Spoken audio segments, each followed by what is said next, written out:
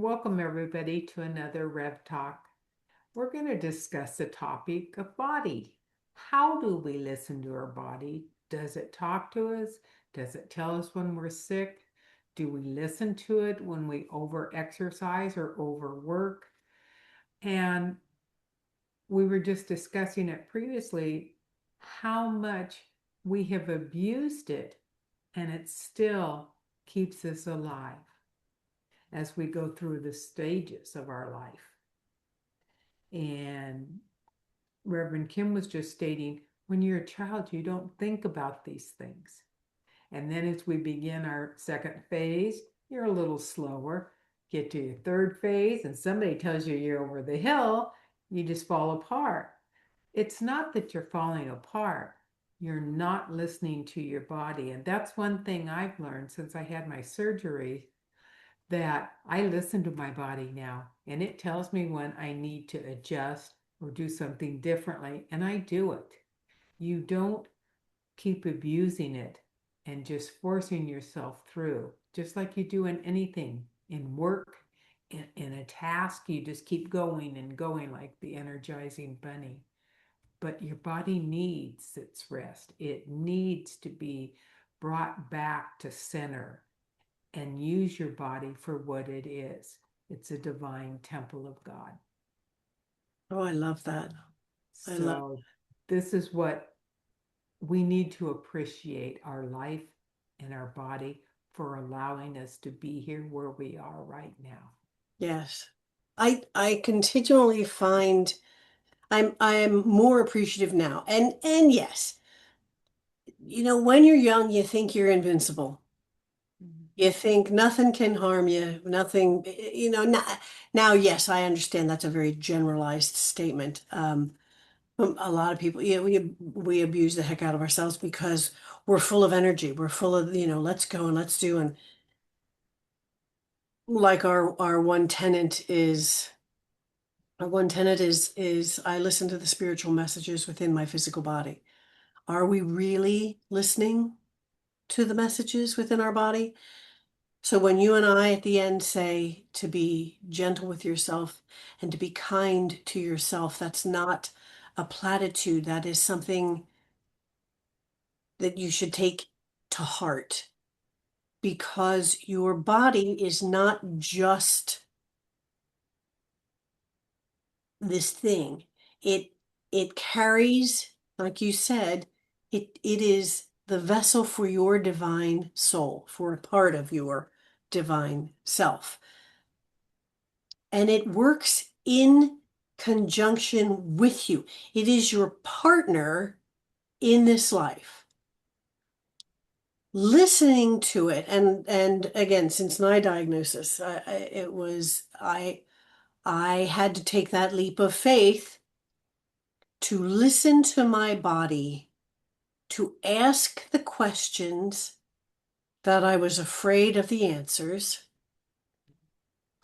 And then I had to kind of step off that cliff and trust that my body knows what it needs. It's a communication that I guess we listen to outside sources more than we do to our body. That's what we were taught. Oh, listen to your doctor, pay attention to this. They know better than you. And it's like, no, they don't. Your body knows better than anybody else what it needs and what it requires. And when you enter into that partnership lovingly and willingly, your body will tell you what it needs. Is it slowing down? Maybe. Does it have to? I don't know. It will tell you, though, what it needs when you ask, and you have to ask. And that's something that we always say, about your angels too. You have to ask. Your angels aren't just going to jump in there and say, blah, you need to do this or we're there. You have to ask. And that's one of the things that I'm also learning with my body, I have to ask. And I have been, and there have been times that my mind is like, oh, no, no, no. My body's like, yeah, I got you covered.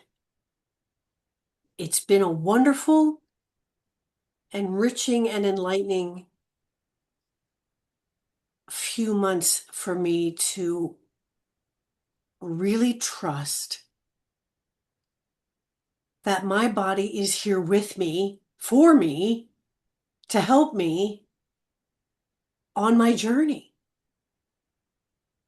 Love your body,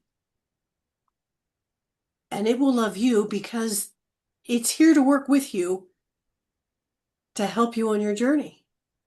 I was raised Christian Science, and that's the first thing that I can remember is we appreciated our body. There was no illness, only dis-ease, and Right? it's something that you have done or eaten or tried that was against the principles you're being raised in. And I Okay. thought, what is it? I'm a little kid. I didn't understand this. But then when I watched my relatives pray versus getting help, some of them survived.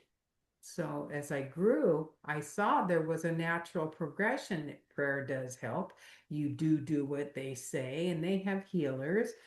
And it was a good experience. And Hmm. then my mother got diabetes, and well, we had to go to a doctor. We had to get insulin. Well, okay, we didn't want to change our beliefs, so we became religious science, which is the same as Christian Science, but they allowed doctors' interpretation, Oh. and then you chose what you thought was the right path for you.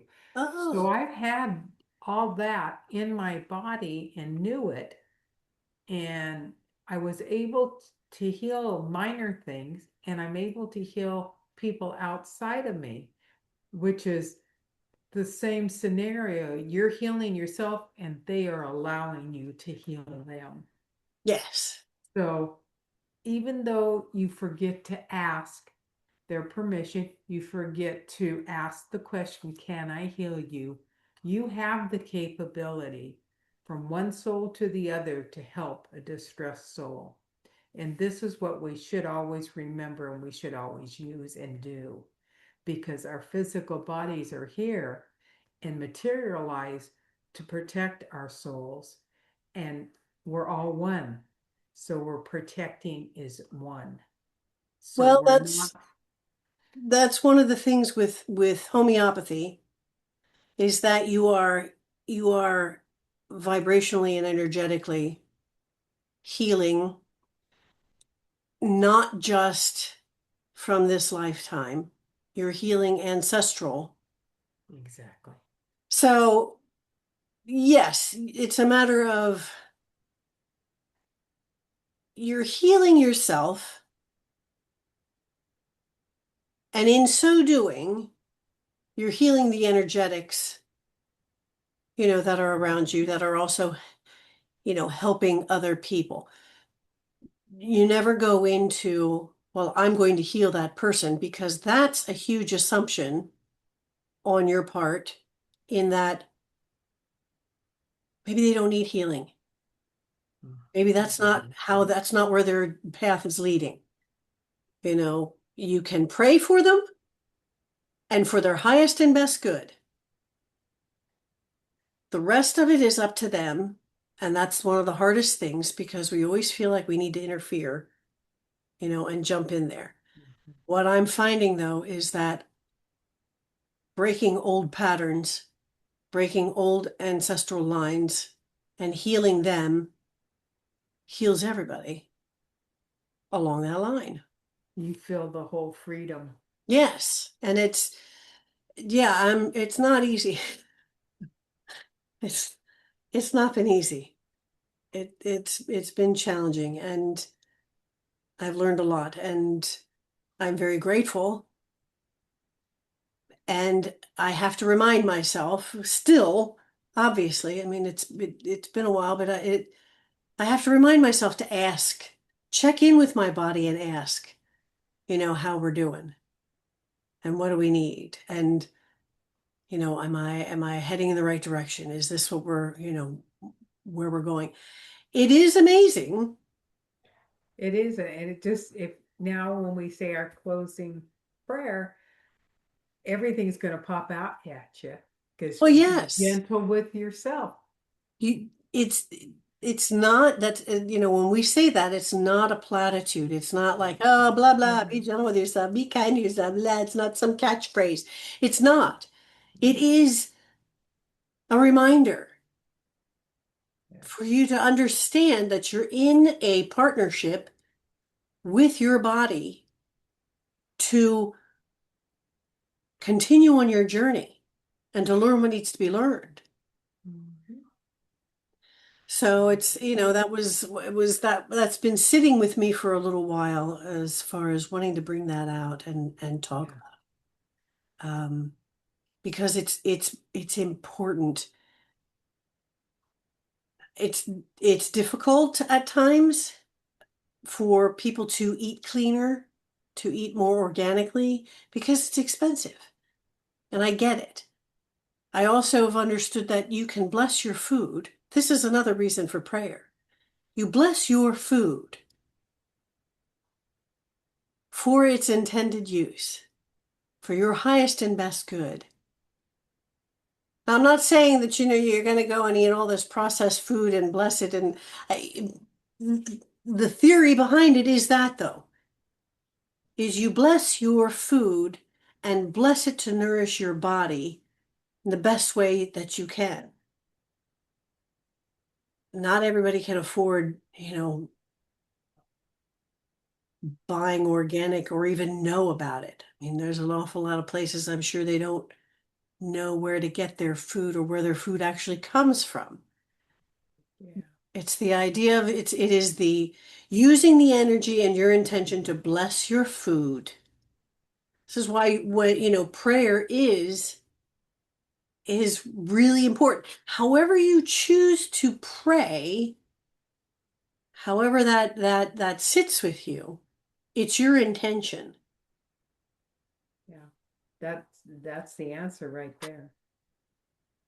Mm. I forgot that I even do that. It's just something I do when, and I don't even, I say it in my mind. So nobody knows because we used to have to sit and all say prayers. I don't do that. I just sit there and I say it to myself to Right. nourish my body as you see fit, high is good. And it makes the food feel taste better to me. It makes me feel happy Hmm. instead of just eating because you're hungry. You appreciate everything around you that way. Well, and you're nourishing and nurturing your body, this vessel that has carried you through all kinds of things Yeah. throughout your life. Take take good care of it. Yawning. Oh, that's a good release. Yes. That's a good release. Yes, it is. It's So what very, do you think, my dear? I think that was an excellent topic. We do forget our body and take it for granted. And I think it's a very purposeful message, one that should be stated. Good, good. So we want to thank you for joining us on another Rev Talk. And we want to remind you to be gentle with yourself and to be kind to yourself and to remember that you are unique in all the universe. There will never be another just like you in all of space and time.